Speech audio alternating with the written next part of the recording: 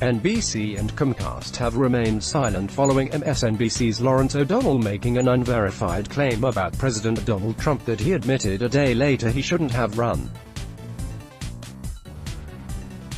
O'Donnell made an explosive claim about the Republican commander-in-chief's loan documents as millions of viewers watched on The Rachel Maddow Show on Tuesday, August 27. He said he'd only spoken to one source and that the information was not verified. He said, if true, multiple times. The next morning, an MSNBC producer revealed the source hadn't even seen the documents. Trump's lawyer sent a letter demanding a retraction and apology hours later, and O'Donnell issued a statement on Twitter, where he first pushed the unverified information, before appearing on air and telling viewers he never should have run the report. NBC Universal, which operates MSNBC and NBC News, has not issued a statement about the situation, nor has its parent company Comcast.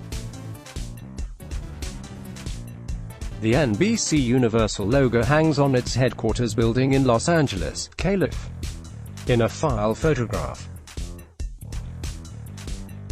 David McNew, Getty Images. Multiple phone calls and emails from the Epoch Times went unanswered, and representatives from the companies have not responded to requests from other media outlets either.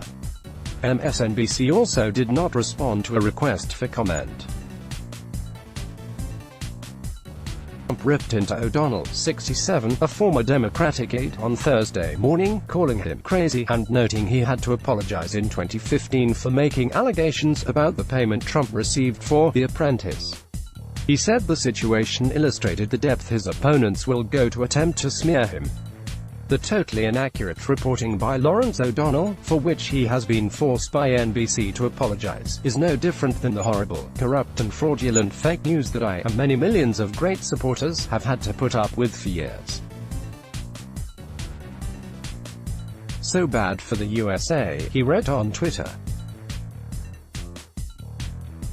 Reporters and media personalities expressed dismay about O'Donnell's choice to run the information and tried to distance themselves from the MSNBC host. President Donald Trump smiles during a joint press conference with French President Emmanuel Macron in Biarritz, southwest France on August 26, 2019. Ludovic Marin, AFP, Getty Images. This is why Lawrence's irresponsible actions are so damaging. Obviously there's a big difference between O'Donnell and the rest of press. But that's not how Trump will frame it. And many will walk away with the impression that a news anchor, not opinion host, slandered POTUS, wrote Oliver Darcy of CNN on Twitter in reference to Trump's criticism of O'Donnell. Reporters often try to portray cable news hosts and shows as separate from journalistic endeavors, but the networks promote the shows and hosts as providing news and the video about. O'Donnell's apology says, O'Donnell retracts his reporting about Trump loans. The website for O'Donnell's The Last Word is replete with news that casts Trump in a negative light. None of the videos on the landing page are positive or neutral regarding Trump. An MSNBC source told Darcy that executives didn't know about O'Donnell's unverified information before he decided to talk about it on air. If they had known, the reporting would not have made it to broadcast, the source said, something O'Donnell himself admitted on Wednesday as he retracted the report. A Comcast sign in Miami, Florida on April 25, 2018. Joe Radel, Getty Images. What was O'Donnell thinking? Why did he share the info in air, given how thinly sourced it was and given that NBC had not been able to confirm it, Darcy wrote in a newsletter. Will O'Donnell face any disciplinary action?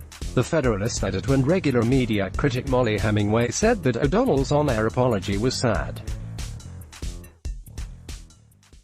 Blockbuster stories were promised that would show definitively that Donald Trump was a traitor who had colluded with Russia to steal the 2016 election, she said Thursday during an appearance on Fox.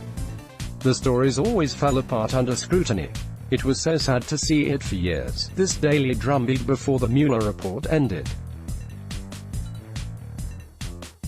To see that some people are still doing it months after is embarrassing and sad. She noted that surveys show Democratic voters often believe reporting about Trump even when it isn't true. Polls have shown that a majority of Democrats believe false things about Russia's involvement with the U.S. election. She said, these specific stories alleging treason on the part of the Trump administration or Donald Trump or people close to him. There is not evidence to support this, and yet the stories have been happening, and it's not just MSNBC. Follow Zachary on Twitter at ZachStieber. Let's block ads.